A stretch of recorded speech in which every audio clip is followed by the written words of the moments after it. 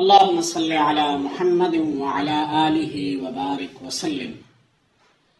لاکھوں کروڑوں درود و سلام امام الانبیاء شافع محشر محمد مصطفیٰ احمد مجتبیٰ صلی اللہ علیہ وسلم اور ان کی آل طیبین طاہرین پر۔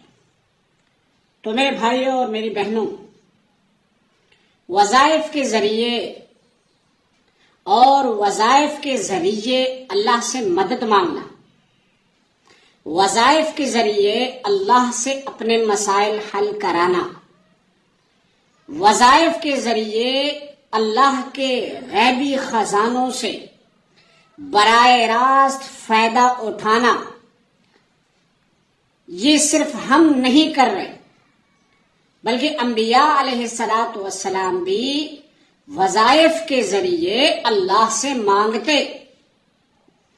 جب سیدنا آدم علیہ السلام سے خطا ہوئی تو ان کی توبہ کی قبولیت کیسے ہوئی؟ اللہ رب العزت نے ان کی توبہ قبول فرمائی۔ جب سیدنا یونس علیہ السلام مچھلی کے پیٹ میں گئے، 3 اندھیروں کے اندر، سمندر کا اندھیرا، رات کا اندھیرا، مچھلی کے پیٹ کا اندھیرا، تو اللہ رب العزت نے ان کے زبان مبارک پر ایک وظیفہ جاری فرمایا۔ تو سیدنا یونس علیہ السلام کو اللہ رب العزت نے اس وظیفے کی برکت سے مچھلی کے پیٹ سے، دریا کے پیٹ سے نکالا۔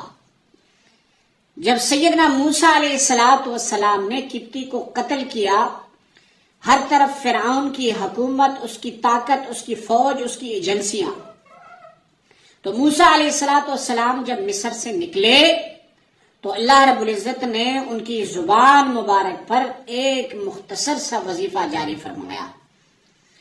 اور جب سیدنا عیسیٰ علیہ السلام کو مشکلات ہوئی تو اللہ رب العزت نے ان کی زبان مبارک پر ایک وظیفہ جاری فرمایا، جس سے ان کے لیے آسانیاں پیدا ہوئی۔ غرض میری یہ ہے کہ انبیاء علیہ السلام کے بعد صحابہ وہ بھی انہی وظائف کے ذریعے اللہ رب العزت سے مانگتے۔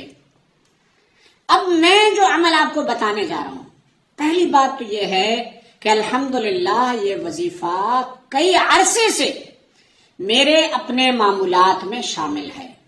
میں اس وظیفے کا اہتمام کرتا ہوں اور اللہ رب العزت کے فضل و کرم سے میں اس وظیفے کے اثرات بھی دیکھتا ہوں، فوائد بھی دیکھتا ہوں، اور یہ انتہائی مجرب اور زبردست وظیفہ ہے۔ اور میری یہ گارنٹی ہے، اگر جس طرح کوئی کہتے ہیں نا کہ میں سٹامپ پر لکھ کر دینے کے لیے تیار ہوں، تو اس طرح میں آپ کو سٹامپ پر لکھ کر دینے کے لیے تیار ہوں میرے بھائیوں اور میری بہنوں۔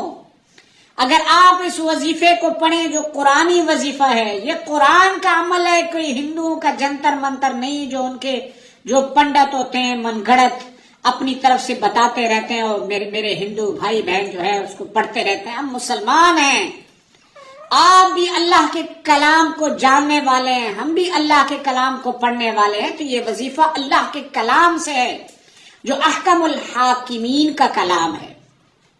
تو میرے بھائیوں، اس وظیفے کے پہلے میں آپ کو 3 برکات بتاؤں۔ جو شخص اس وظیفے کو دن میں صرف میرے بتائے ہوئے طریقے کے مطابق 1 مرتبہ پڑھے گا، 3 برکات ہیں اس وظیفے کی۔ سب سے پہلی، اللہ رب العزت کبھی بھی اس کو مالی مسائل جو ہیں اس کے لیے پیدا نہیں فرمائیں گے، کبھی بھی اس کے لیے مالی مسائل جو اس کے لیے درد سر بن جائے وہ حالات اس پہ نہیں آئیں گے، کبھی بھی اس کے گھر میں وہ پریشانیاں جو مالی حالات کی وجہ سے پیدا ہوتی ہیں الحمدللہ وہ پیدا نہیں ہوں گے، لیکن شرط یہ ہے کہ اس کو پابندی سے پڑھنا ہے۔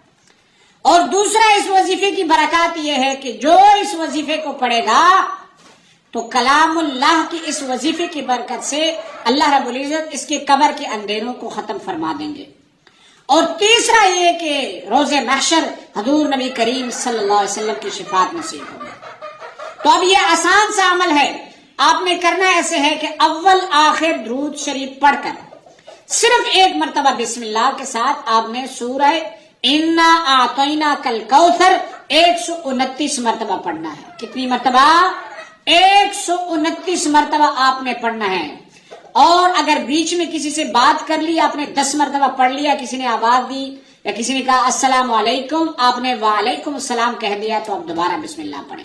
یہ ایسا عمل ہے کہ آپ مجھے بھی دعائیں دیں گے، یہ دوسرے لوگوں تک پہنچائے، اس وظیفے کی آپ کو اجازت ہے، لیکن اجر اور ثواب کے لیے ایک مرتبہ کمنٹس باکس میں صلی اللہ علیہ وسلم لکھ دیں، تاکہ قیامت تک یہ ویڈیو لوگ دیکھتے رہیں اور مجھے اور آپ کو اس کا اجر ملتا رہے۔ جزاک اللہ خیرہ، وعلیکم السلام ورحمۃ اللہ وبرکاتہ۔